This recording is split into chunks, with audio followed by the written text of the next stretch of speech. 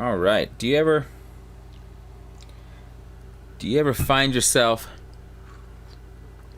saying or thinking, that's impossible? No way that could ever happen. Impossible. Yeah? Me too.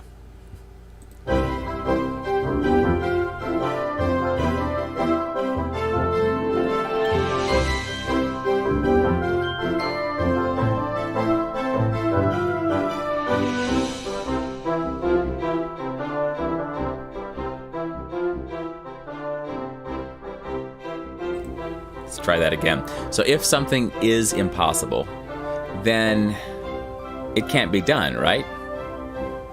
There's no way. So I wanted to talk about that.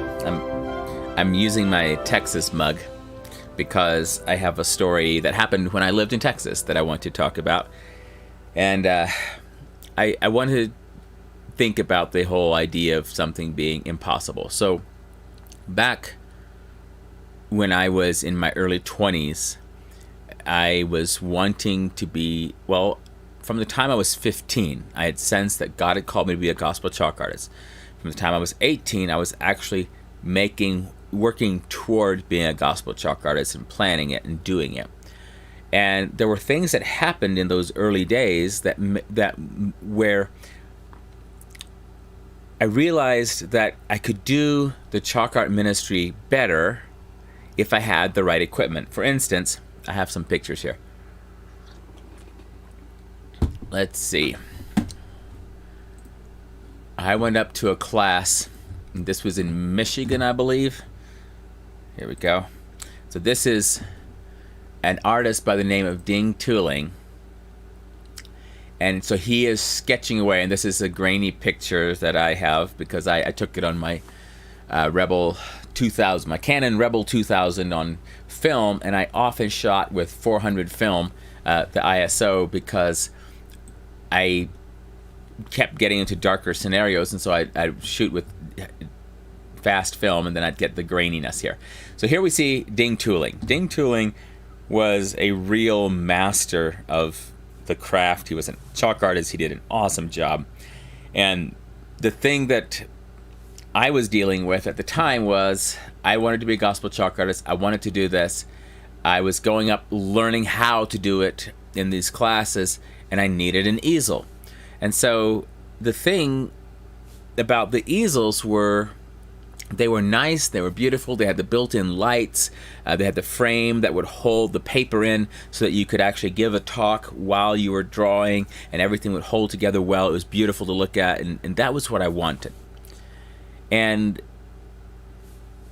I didn't have that. Now, I remember the very first, when I got the first kit, the Phase 1 kit, I think it was already called Eternity Arts Ministries at the time, but it was the Phase 1 kit. I brought it home. We'd bought it at a conference in Knoxville. I had it I brought it home with the videos and the paper and the chalk, and in the booklet for Phase 1, the instruction book, it showed how to build a simple wooden easel out of 2x4s. And I remember my dad looking at the list of things we needed. We discussed it some, and we went and bought things at the hardware store, and then we created the easel in a way so that it worked as my practice easel, but it was also collapsible. And so we made it where we could actually collapse it, where we could put in the lights on top. We could. I just remember working with my dad on this one. He had gotten one of the hole saws and drilled holes in the piece of wood up here. We put we were able to put some sockets in there, put bulbs in it. We ran it down, and I had household fader switches on it. Hey, good morning, Gerald. Yeah, it's still morning for maybe 25 more minutes. So yeah, good morning to good afternoon to you. I'm assuming you're still somewhere in a different time zone than I am. And so we made this practice easel for me to do the chalk art with 2x4s and plywood and stuff, but it had lights that could fade. I had blue lights, red lights, white lights. I had the black light hidden in it. I had all the pieces that I needed. Now, it was a bit clunky. I would have to take the Suburban to take it anywhere. I would have to basically put the long 2x4s in, then put in the that, and so it would use up. Now I could lay down the small seat on the one side of the Suburban, and so I could still take several people with me, but it was a big deal to move this around.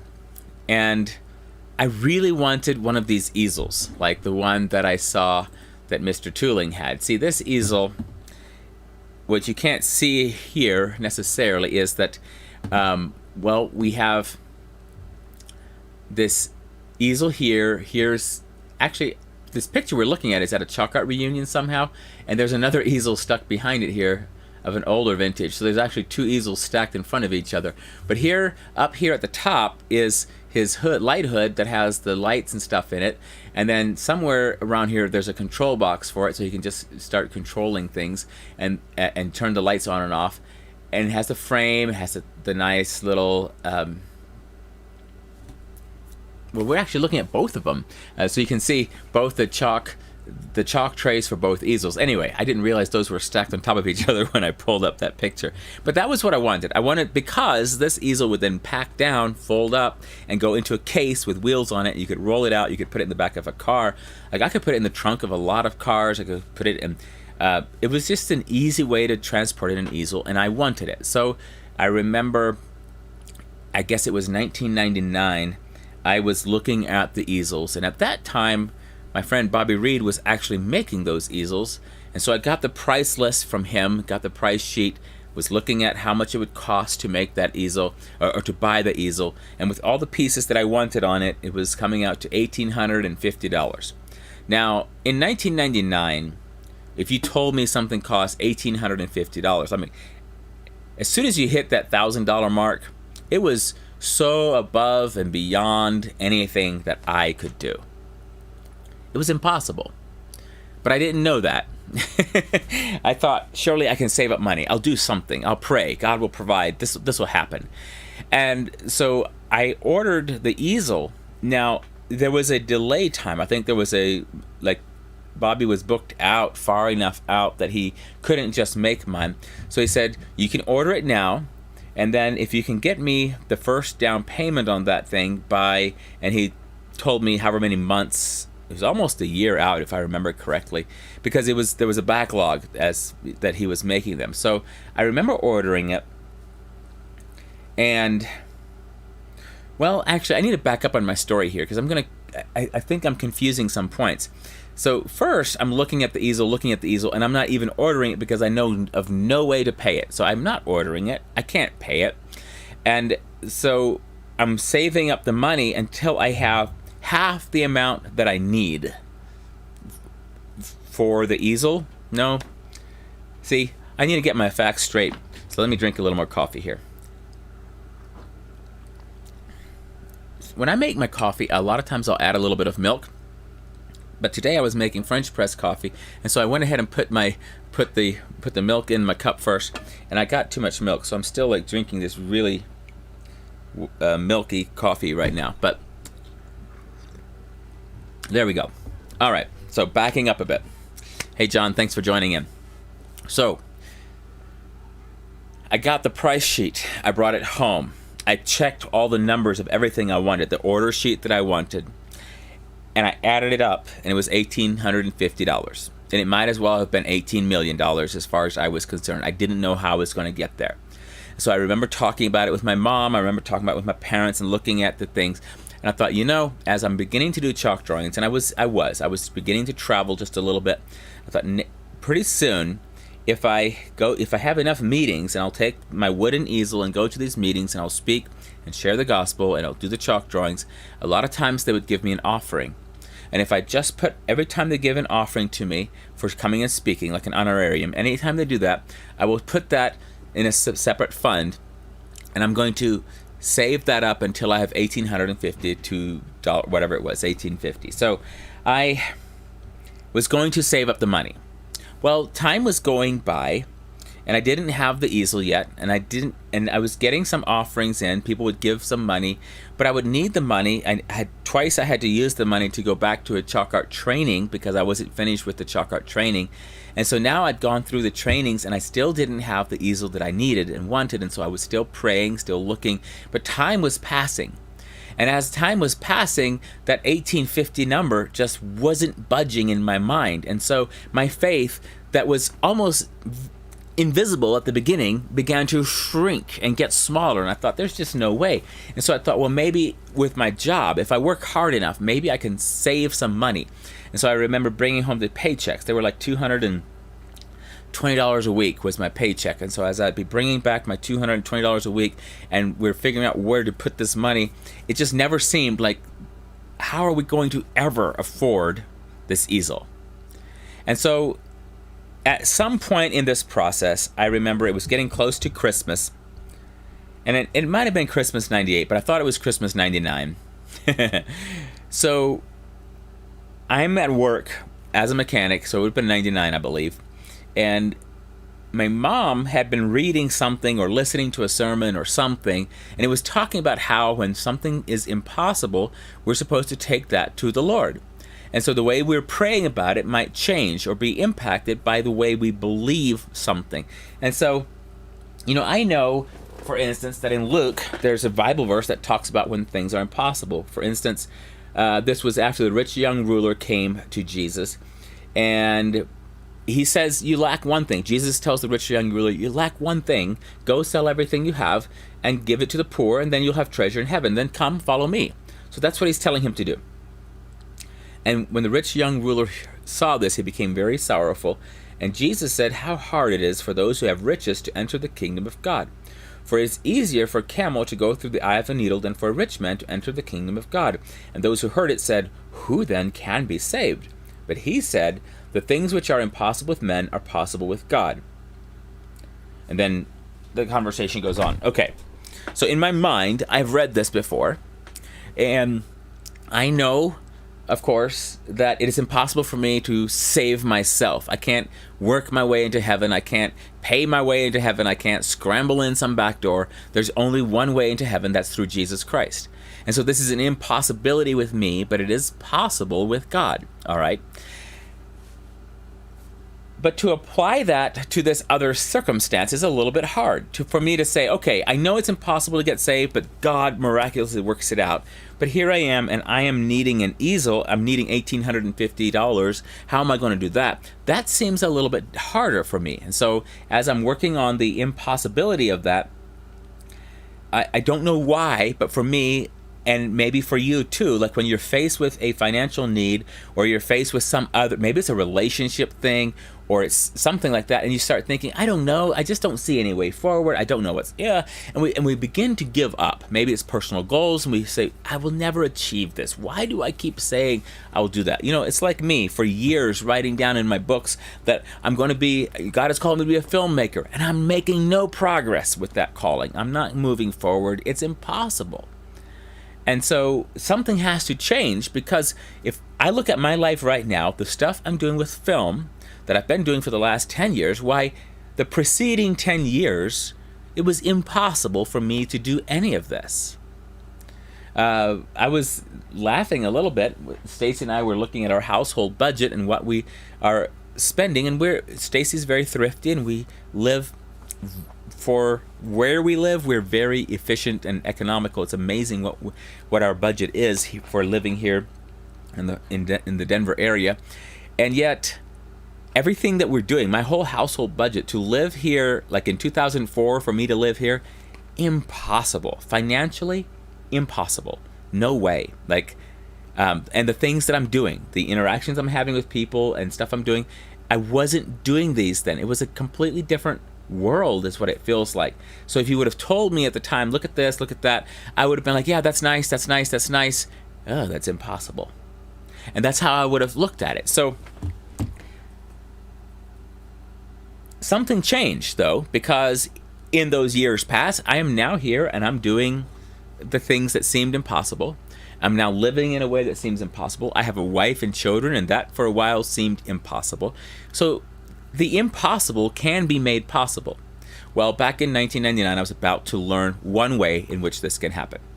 So I remember my mom called me on the phone at work, and so I'm talking with her on the phone, and she's saying, okay, so you've been praying for an easel.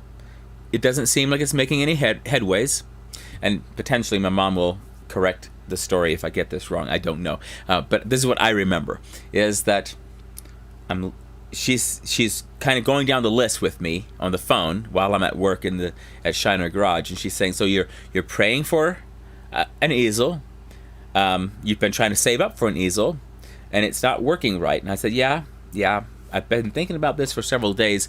It seems impossible to me. I don't know what to do. I feel like I don't have any faith, and it just seems impossible. And so she said, well, I've been listening to this, whether it was a talk or an article. She said, here's something about how there are times when, as long as we think we've got it, then God's not moving. He's waiting for us to turn to Him and ask Him to do this. And so what's really good is when we think it's impossible, we're finished with all of our ideas and thoughts and plans. And so then He can work. Once it's impossible, then God can do this. And so I thought, in my mind, in the moment, I was like, okay. And then it started growing in me, somehow admitting to myself that I wasn't able to do this, that it was impossible. In this moment, cleared the pathway. And I said, well, the only way this can work is if God provides for it. So now I started thinking, so even on the phone still, and I think we might have prayed together on the phone, and then I got off the phone, and as I was working on cars there at Shiner Garage, I was thinking about this. And the more as I was working through it, I was thinking, I need $1,850. God already provided for me.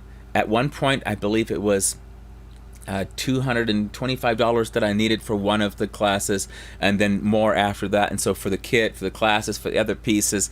And so, hey, Stefan, yes, belief moves mountains. You're right. It really does. And so what I'm dealing with in the story and in my own life is, what do I do when I don't believe? Because then it's impossible. If I can't believe, if I can't act, and it's so true. And Stefan, your mountains in Switzerland, now those are some big mountains to move. I have big mountains here too, but that's some real mountain moving faith right there. So that same week, my heart was changing. I was beginning to pray because I was reminding myself, and this reminded me then of George Mueller, where, George Mueller was doing impossible things for the Lord, taking care of those orphans, but he would go remind God and say, God, this wasn't my idea. This was your idea. You wanted me to do this. And so I started that week saying, Lord, you're the one who called me very specifically to serve you. That was your idea. You're the one who called me to be a chalk artist. You gave me the desire. You gave me the opportunity. You've been providing this far. And so now if you want me to do this, you could also provide for this. And faith began growing. And I was like, Lord, it's impossible for me. I haven't been able to figure it out. But I think you could. And so my faith actually was beginning to grow. And that was the week then that a family friend of ours that I had worked for, I had worked for Dr. Pat Wagner, and he had passed away, and so his wife that Christmas gave me a Christmas present, and for unknown reasons to myself, she gave me $1,000 Christmas present, just $1,000. Here you go. And it was, to me, I remember standing there in her house there in Shiner, Texas. And I opened, she wanted me to open it, so I'm opening it, and I look at the check, and the check says $1,000 on it. And to me, that $1,000 gift was as good as $1,850. Now I can buy this easel. I remember going home, and I said, Mom, you won't believe what just happened. I got a Christmas gift like never before. And so that same week, it wasn't Christmas week, it was like a week or two before Christmas, but that same week that I was praying and went from it's impossible to, Lord, it's possible with you. You can do this if you want to do it.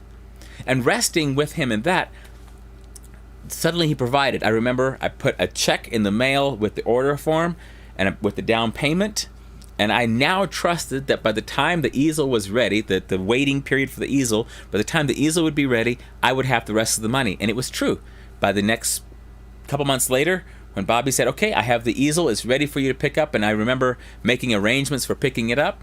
And I had the rest of the money. God had provided that money that I needed to be able to do that. So that was one account of me learning how to go from zero faith, where it's impossible and I don't know what to do, and then actually doing something. And the reason I'm even talking about this today is I have this little booklet, and every so often I will have an idea, and I'm like, I should talk about that in one of my coffee talks. So I will write the idea in here, and then when I have time, I'll try to talk about it. So I had written down here a couple of years ago, I made a note that says, I can't do that. It costs too much. So this was something I wrote down as an idea before I even started doing the coffee talks. Actually, it was in February, almost in 2019. I'd written this idea down. When I start doing coffee talks, I want to talk about this. And so I hadn't started yet. I started that December. And so I wrote down, I can't do that. It costs too much. And the first step to doing something impossible is to start asking what it would take to do it instead of assuming it is impossible. So this is still really important. So in Luke chapter 14, there's this account. It's about leaving everything and following Christ. And in Luke 14:25, he says, if anyone, Jesus is speaking, and he says, if anyone comes to me, does not hate his father, mother, wife, children, brother, sister, yes, his own life also, he cannot be my disciple. And whoever does not bear his cross and come after me cannot be my disciple. For which of you, intending to build a tower, does not sit down first and count the cost, whether he has enough to finish it, lest, after he has laid the foundation and is not able to finish, all who see it begin to mock, saying, this man began to build and was not able to finish. Or what king, going to make war against another king, does not sit down first and consider whether he is able with 10,000 to meet him who comes against him with 20,000? Or else, while the other is still a great way off, he sends a delegation and asks conditions of peace. So likewise, whoever of you does not forsake all that he has cannot be my disciple. So, I've read that so many times, I've looked at it so many times, and I will skip to the part where it says, count the cost. I'm going to build a tower. Can I lay the foundation? How much will it cost? And so, this is how things become impossible in my life. I will look at the situation, whatever it is, and I'm facing a few of these right now, and I'll say, I don't even know how to count the cost. I don't know how much the foundation for this idea would cost. I don't know how to do that. I don't know how to build the next part. And so as long as I'm saying, I don't know, or like, oh, it would be so much money, it costs too much, as long as I'm saying any of those things, it won't happen. I don't have a path forward. But when I change it, like I said in my little note here back in 2019, if I change the question from saying it's impossible, I don't know, to saying what would it take? What would it take to make this happen? What would it take to build this tower? What would it take to win? And what I love about this illustration from Christ is, you know, the 10,000 against the 20,000 and some of this, he's talking about us coming to him and surrendering to him. Well, there's no way that we can win apart from him. And so if we fully grasp it and say, okay, there's no way that I can win without Jesus in the spiritual realm. Like I can't make it to heaven. I can't please God. I've got to have Christ. But faith says, that's right. You can't do it on yourself, but you can do it with Jesus. In fact, with Christ, you can do all things because he strengthens us and he provides and he does the work like he did for me with my easel. Here, I was going to show you some pictures of this easel. So this is me using the easel. I think this was one of the first photos I got of me afterward where I'm actually using it. Here we go. This is, I was at a sleepover it was something, I call it a sleepover.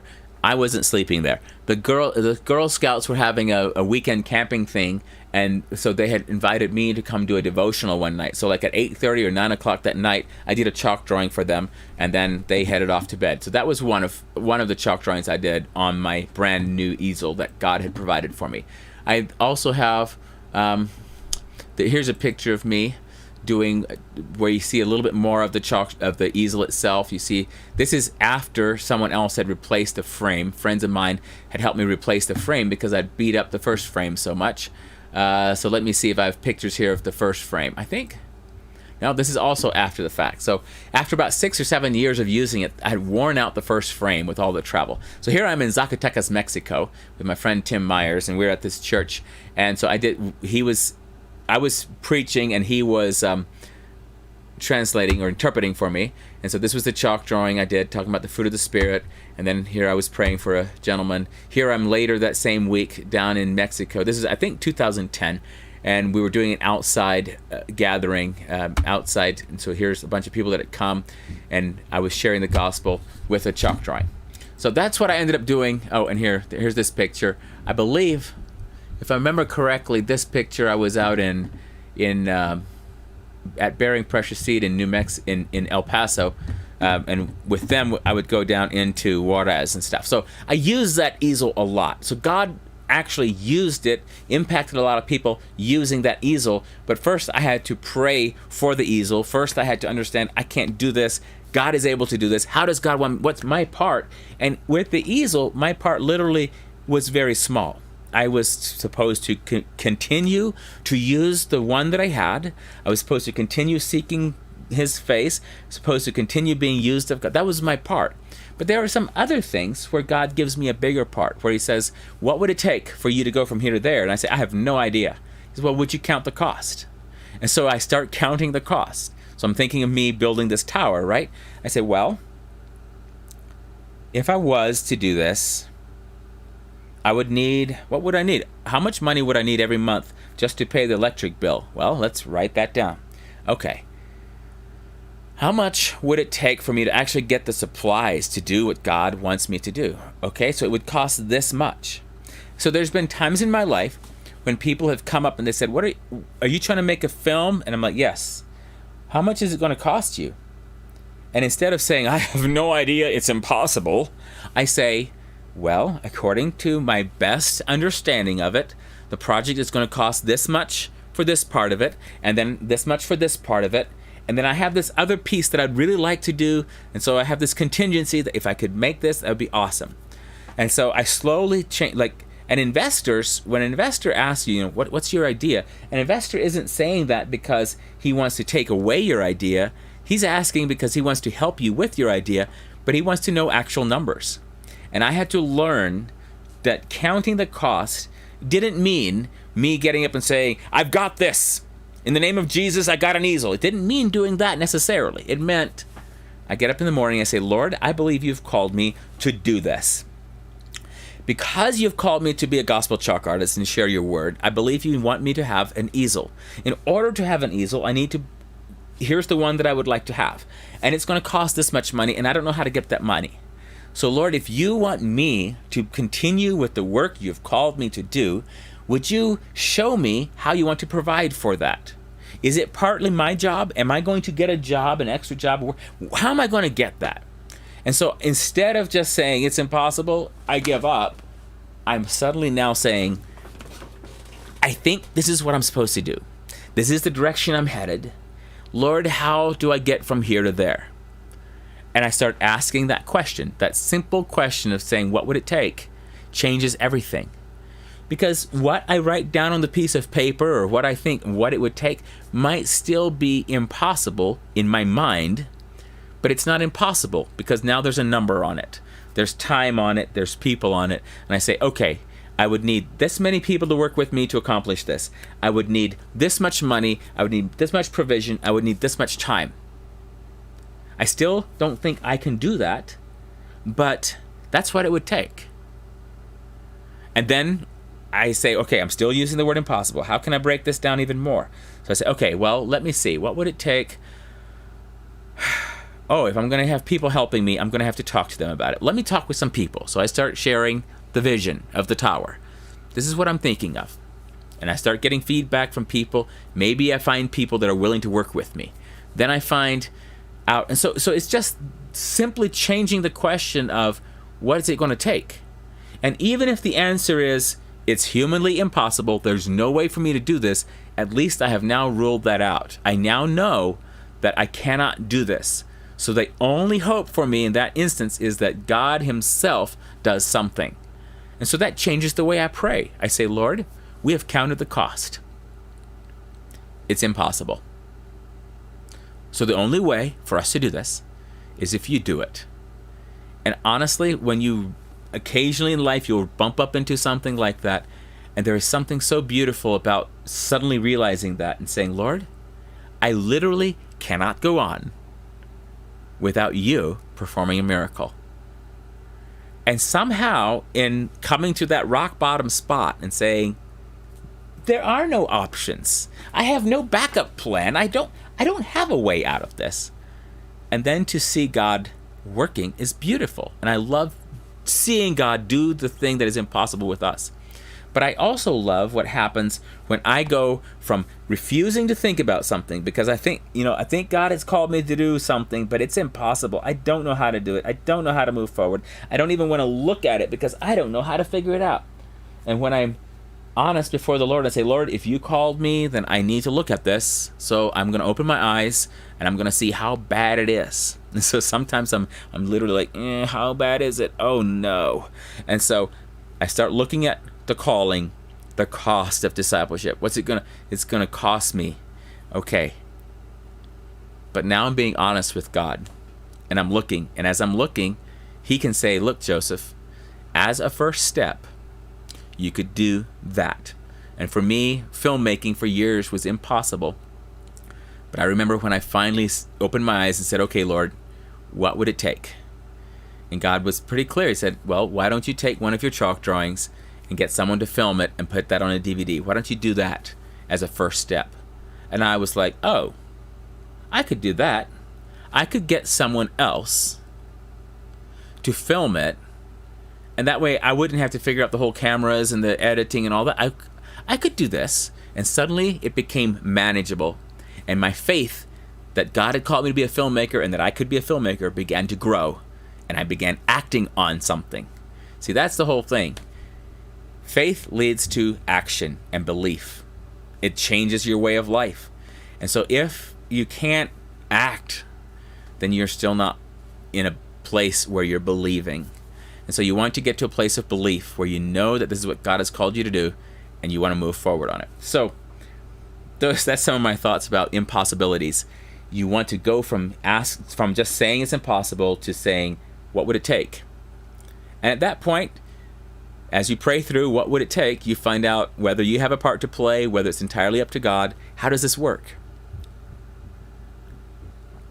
But either way, your faith starts showing up in action, either in prayer or in you doing something, what your part is, and then God is able to work. It's amazing when I stop denying him, because when I say something's just impossible and I'm not even going to try, that's denying my Creator the ability to work through me to accomplish something.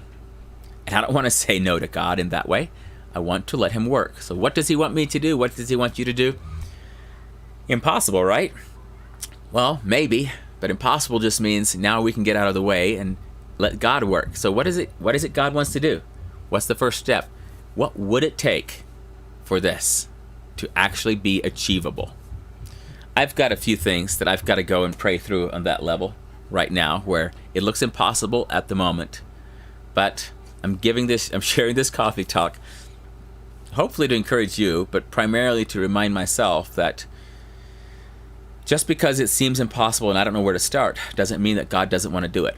So let's go pray and ask the question, Lord, what's the first step? What would it take? So that's my thought for today. Thank you all for joining me. I'll see you next week. Blessings.